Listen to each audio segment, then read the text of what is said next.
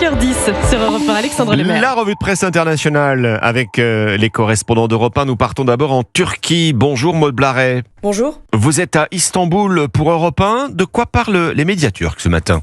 Du rôle de la Turquie dans l'accord entre le Hamas et Israël, la Turquie a joué un rôle actif dans les pourparlers de paix en Égypte, écrit CNN turc, qui explique alors que la Turquie, avec le Qatar, aurait pesé dans la balance pour convaincre le Hamas d'accepter l'accord.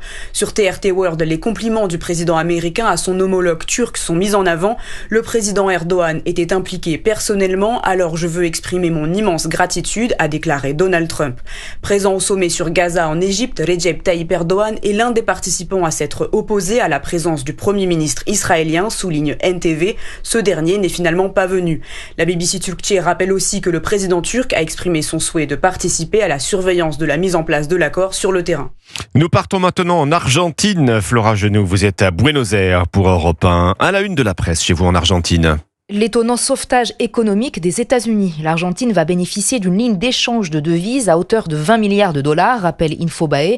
En clair, Washington aide le président ultralibéral Javier Milei à maintenir son taux de change stable d'ici l'élection législative de fin octobre. Oui, mais à une seule condition, souligne la presse argentine, gagner l'élection de mi-mandat, sinon l'aide sera retirée. Une sorte d'extorsion électorale, dénonce Pagina Doce.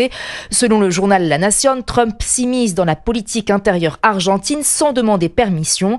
Une incursion scandaleuse pour le quotidien. Le tout sur fond de bataille géopolitique avec la Chine, car les États-Unis souhaitent limiter son influence en Argentine, rappelle le journal. Clarín se fait l'écho des derniers sondages en vue de l'élection. Il montre un rapport de force très serré entre le parti de Javier Milei et l'opposition. Nous partons enfin au Japon. Bernard Delattre, vous êtes à Tokyo pour Europe 1. À la une des médias japonais. L'exposition universelle d'Osaka qui vient de s'achever, les organisateurs poussent un soupir de soulagement, écrit le Japan Times, car après avoir été boudée par le grand public pendant les 3 premiers mois, elle a fini par attirer 27 millions de visiteurs. C'est 3 fois moins que l'exposition tenue dans cette ville en 1970, relativise Nippon TV. Mais, note le quotidien Asahi, ce succès inattendu permet à l'événement de ne pas être déficitaire. Ce que l'on redoutait car l'aménagement du site a coûté 2 fois plus cher que prévu, rappelle le Yomiuri.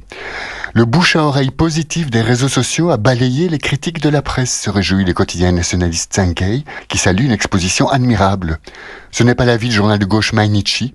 Il déplore notamment les heures et les heures de queue qui, tous les jours, furent imposées aux visiteurs avant de pouvoir accéder au site, aux pavillons les plus populaires et même aux toilettes, ce qu'il juge indigne. Bernard Delattre, correspondant d'Europe 1 au Japon.